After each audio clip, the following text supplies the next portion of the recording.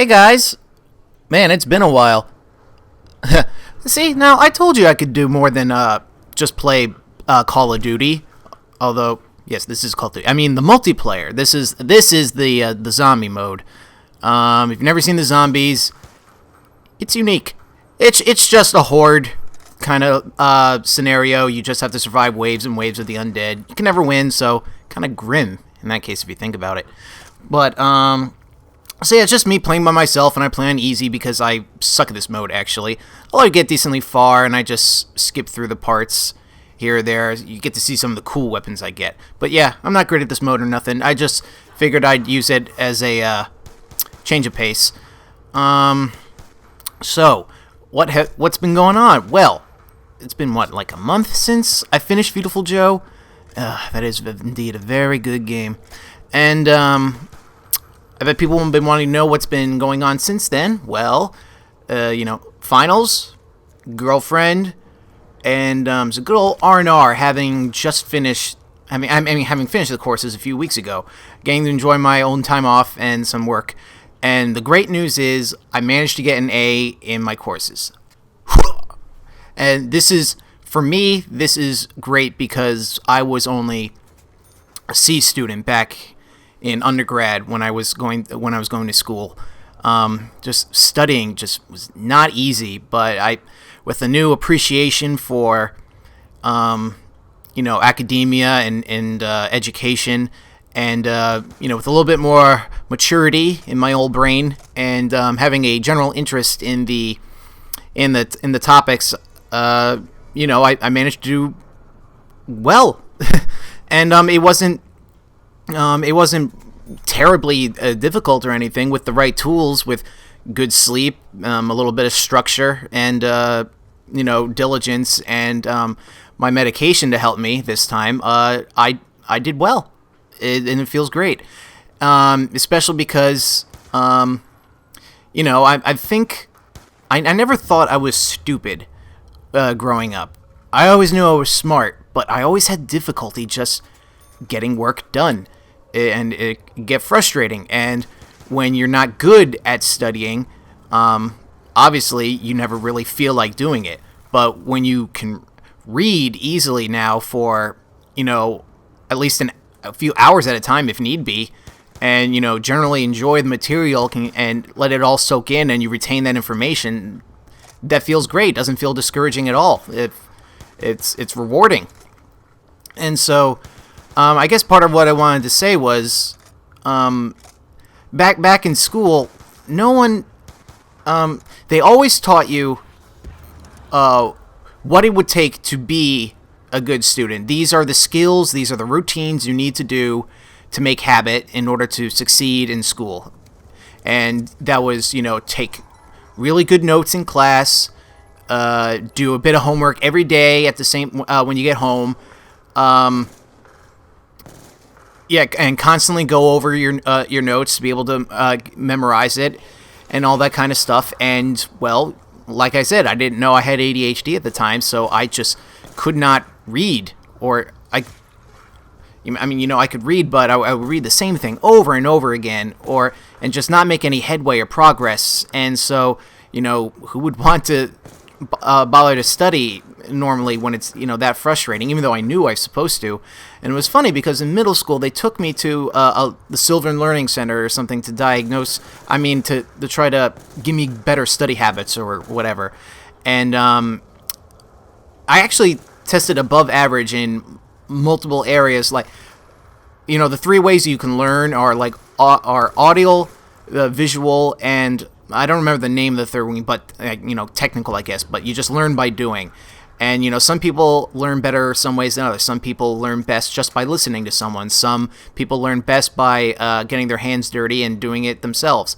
Me, I actually tested 33% across the board in all three, which means I was equally apt to learn all three ways. I don't know how common or uncommon that is, but the point was, and my words per minute for reading and writing were above average as well. And I had really great memory, and I could recall things, right off the... they gave you like a multiple question, reading comprehension, and I did really well. And so what they told my parents was, he knows everything he needs to do to be a good student. As in, he knows that this is what a good study structure looks like. He's just not doing it. And that comes across as defiance, right? But, and, now that I think about it, isn't it a little awkward that a learning center isn't aware of a learning disability, quote unquote, like ADHD? Wouldn't they be trained in how to identify those kinds of signs? I don't know. But the point is, it never got addressed. But anyway, the point I was trying to make is, the tools, the ways they tell people to learn are probably beneficial for a majority of people. That information applies to them. But everybody is different. Everybody learns differently. And so don't feel bad if you can't do it the way the teachers think you should be studying. Or, because the point is, I probably didn't put as many hours into memorization and re-studying things as maybe other people in my classes did. But the point is to put in as much work as necessary as it takes to get the grades you need, right? So when I was in class, I would just sit, again, they tell you got to take good notes. You got to take good notes. So I try writing down the things, the slides, what the slides say. But here's the problem for me. Copying and actively memorizing, actively listening are two different processes of the brain. And so perhaps for people who are maybe audio or visual learners, or if they're primary audio learners, they would actually benefit more from paying attention to the lecture rather than trying to copy down the notes instead. Because what was happening was I was spending all my mental energy on writing down the words, not actually retaining the information, learning what the teacher was, what the professor was saying. Like I have, I guess, a different kind of memory than other people. It's very visual based, actually. I would remember better the slides based on the font, the layout of the font, the background images, the pictures, the sequential order of the slides to help, index in my brain. It's like if there's a question, I'm like, oh, that was, this slide in this area of this presentation or something, and that's how I would recall my information. As opposed to many people, they would say, take notes and then go over your notes repeatedly, when studying for an exam. And, maybe for a lot of people that works. But I always thought I was a bad student because I couldn't do that. But it's not my fault. I learn differently from other people, and in some ways more efficiently, if you think about it, in that I don't have actual problems in the learning things in the first place. I actually learn quickly, and I have a good memory. Again, it's just my problem is, I guess you could say, procrastination is a problem, but if I have to go to the same class at the same time, if there is structure, if there's routine imposed on me, and, there are consequences for not doing so, then going through the motions and learning and studying at the same time is actually not that difficult. Which is what I discovered. And so, really, I'm beginning to think that I really actually underestimated how smart I am sometimes. I just learn differently, and I just had poor circumstances all throughout. Nobody identified. I didn't have the best tools, but now I have the right tools. And my point is, now I'm really looking into higher education, and I think I could thrive based on how I really want to go for a PhD. I don't think it's out of the question anymore for me. I mean, I never even really considered it in the first place, but I really am thinking that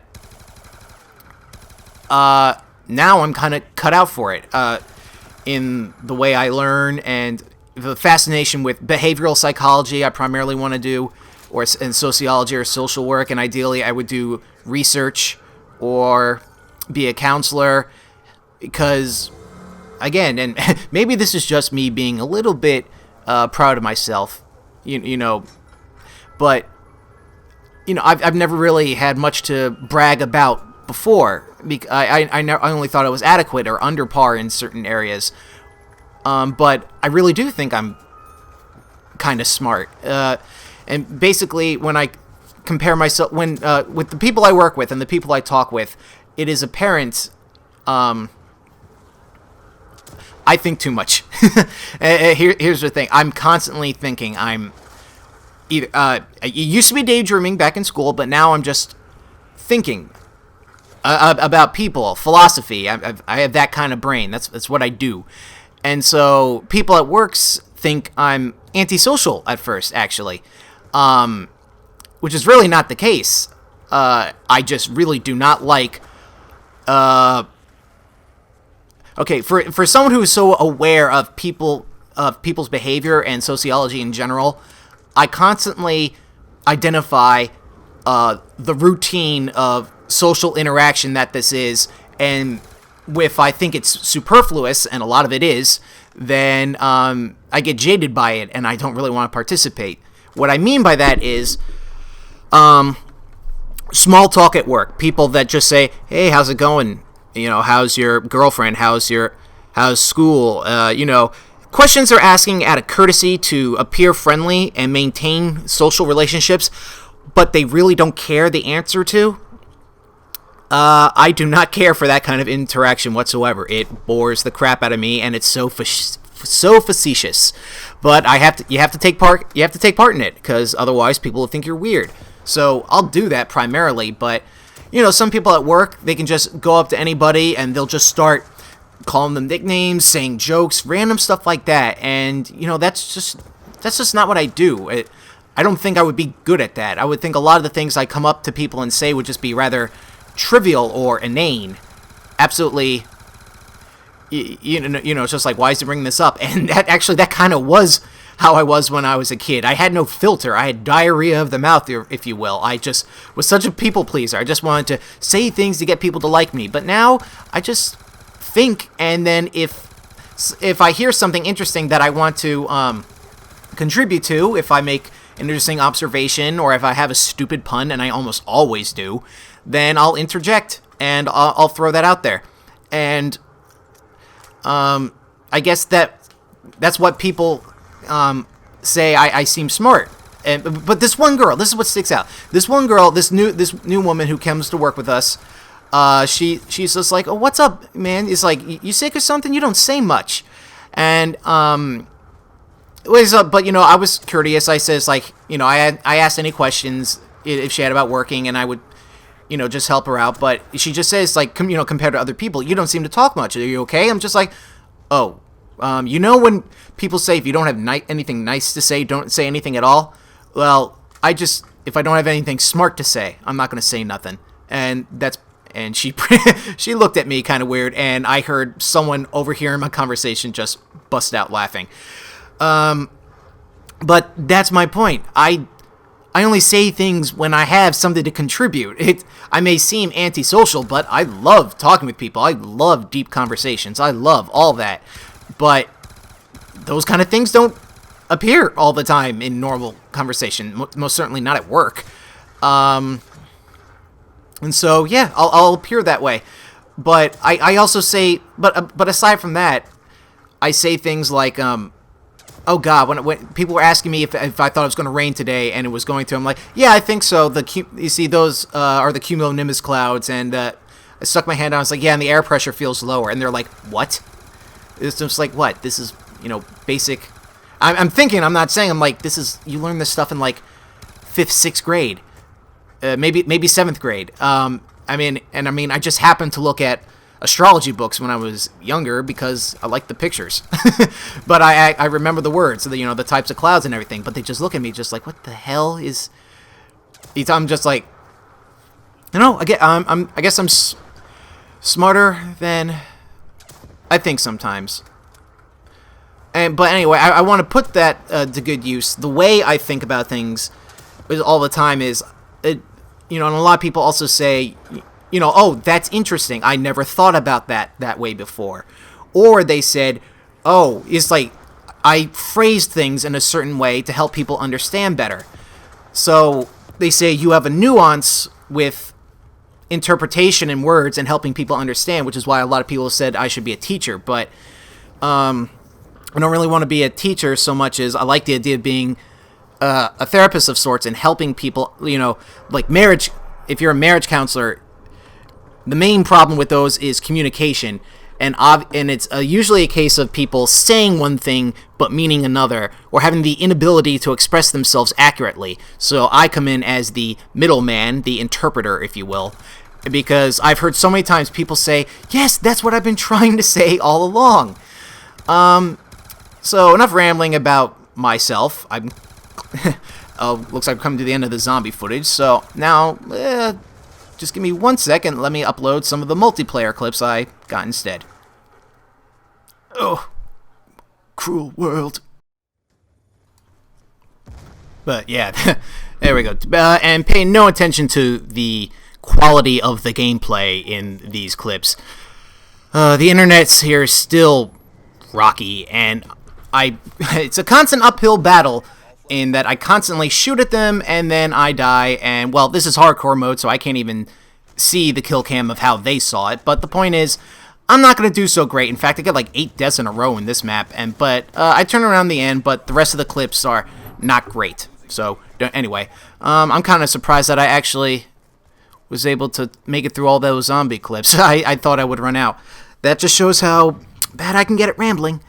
Anywho, going to look into PhD programs, and so over the summer, game plan is work, prepare for GREs. That's about it.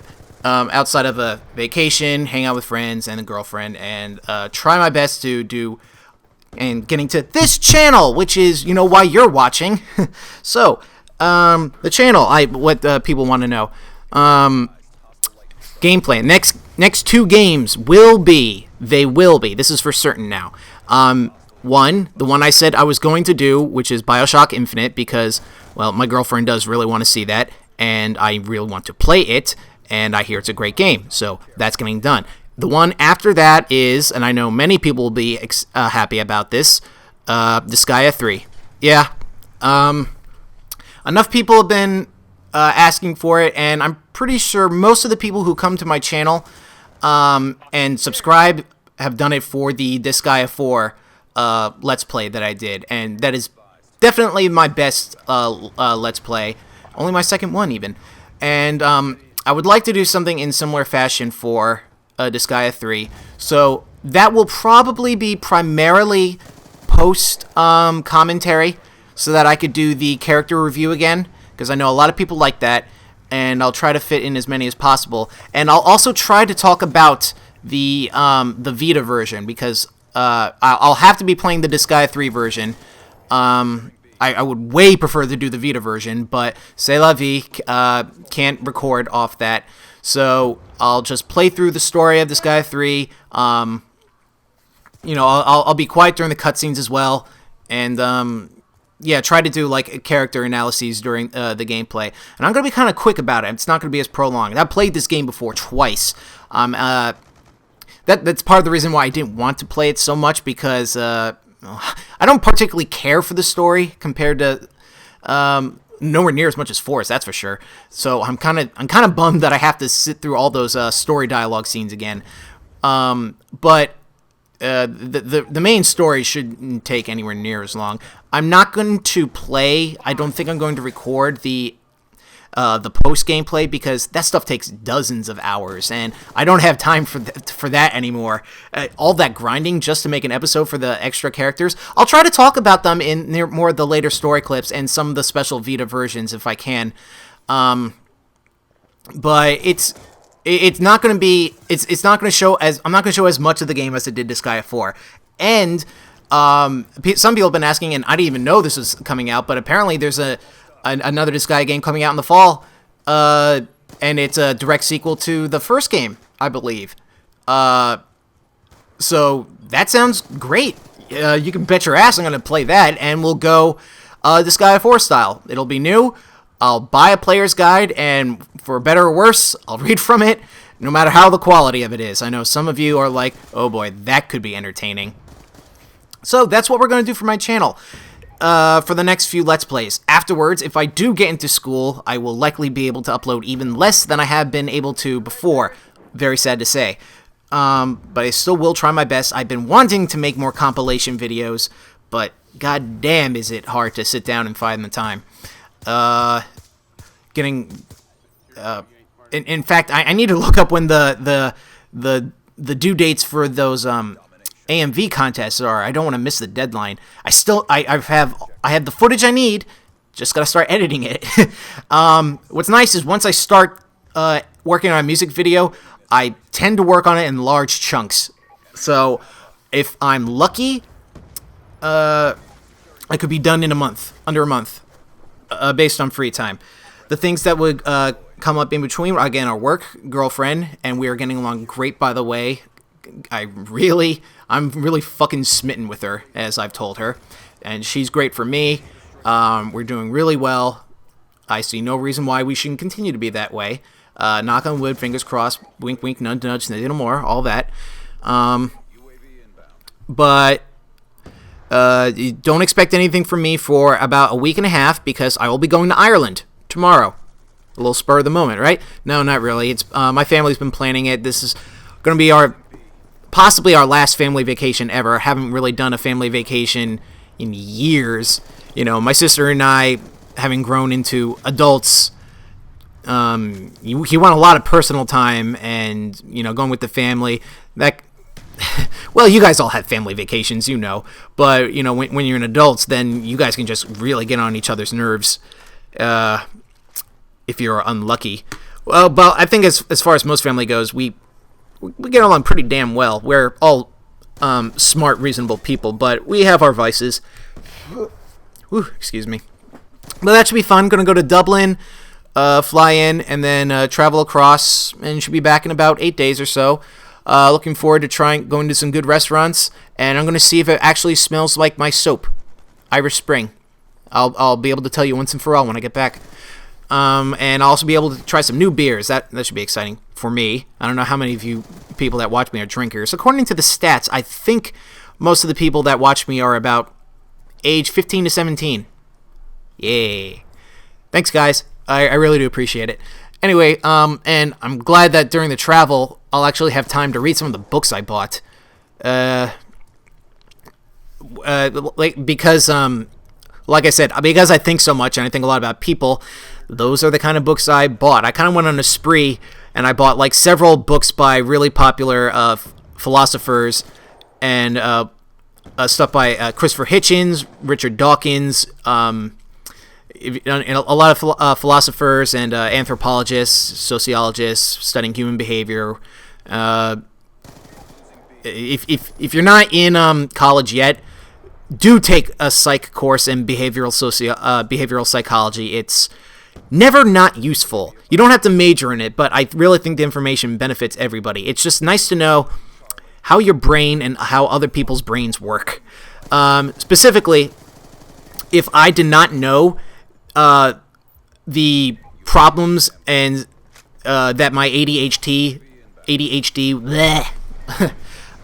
posed on me, if I didn't know the limitations and difficulties I had with my condition, I never would have been able to overcome them in the first place.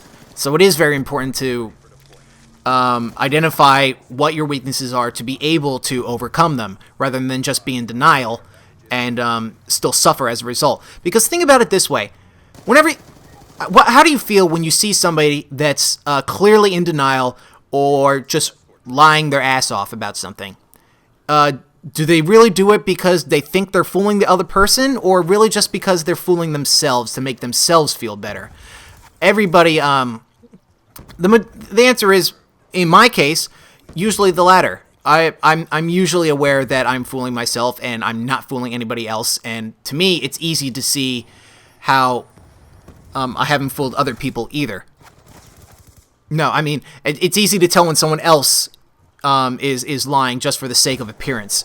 So why do that when you can at least be honest about what your problem is, and maybe even gain a little bit of respect points for not being a bullshitter, which people can tell, So, that's kind of my current philosophy. And a lot of the... wow, totally lost my train of thought. Let's see, I've got Island... Wow, I'm just rambling these days, aren't I? These days, right now. I had the forethought, though, to write a brief outline of the topics I wanted to go over when talking to you guys. What works for you? PhD, Ireland, BioShock Infinite. Yeah, see? Got it covered.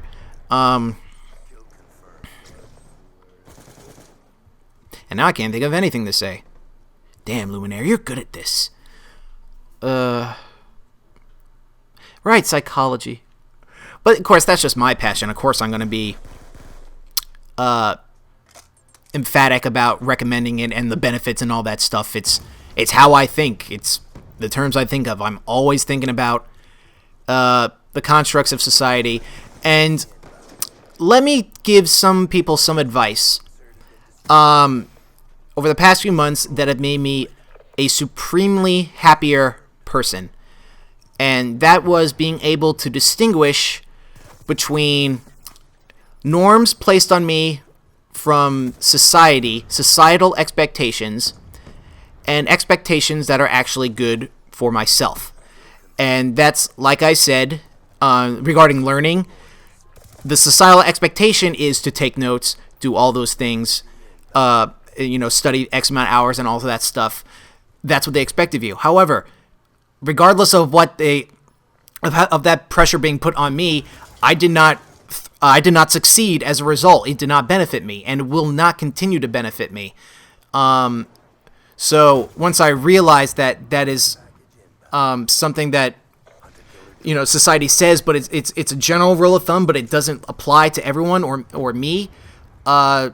I felt better. I felt happier with myself in that I wasn't a failure or something. I learned the way that works best for me, and I succeed as a result. Everybody's happy that way. Same with my girlfriend. I didn't ask her to be my girlfriend until I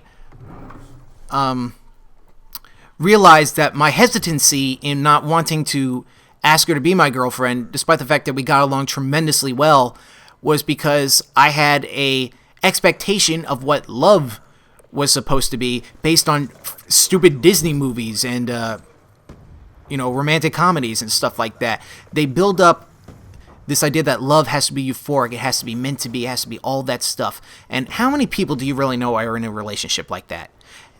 So when I thought about it, and then I asked myself, does she make me happy? Yes. Do I make her happy?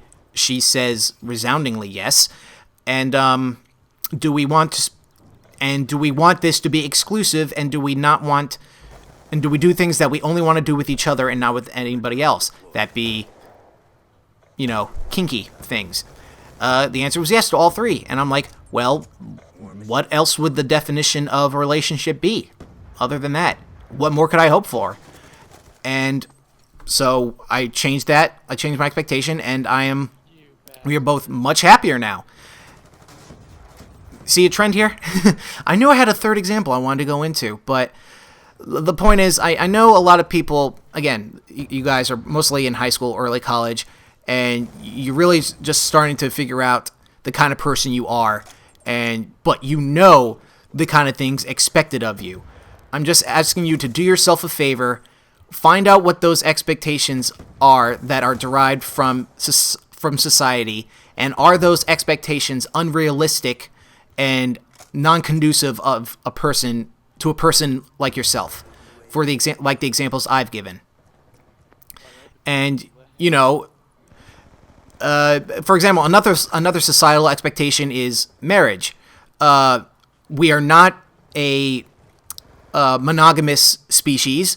Darwinian evolution says we want to spread males want to have sex with many females in order to spread their seed, to be able to propagate their species. That's why we've survived as long as we have. But monogamy is a societal invention, and a single relationship with one person. And, the divorce rate is so high because these expectations are unrealistic. But, you know, you shun people. It's just like, you're not married, you got divorced, that's horrible. Or you want to have you only want to have casual sex. You know, we say these kind of things to people. But I still do want to get married, even though I recognize this. It's an expectation from society. Why? Because it happens to benefit me personally. I like the idea. I have no problem spending the rest of my life with a single person. It works for me. So just because it is an expectation set by society, that does not mean it's wrong. Again, you just have to ask if it's right for you. And as long as you can identify that something is an expectation, you can then make a decision one way or the other. That is what real free-thinking people do. That's what people that really have minds for themselves and are able to act independently. That's what real independence is. Identifying your choices and making them, rather than thinking you have no choice in certain areas. That's the main thing. So you got a little preachy there. But again, it's the things I think about constantly, and so I just wanted to share with you guys. Anyway, I leave tomorrow for Ireland. I won't be back for over a week. Just wanted to play catch up, tell you guys what I've been thinking of, telling that I'm in a really good place right now. I'm very happy. And I hope you guys are doing well too, and I hope you're still looking forward to some of my future projects. Thanks for watching, guys. This has been Luminaire. Take care.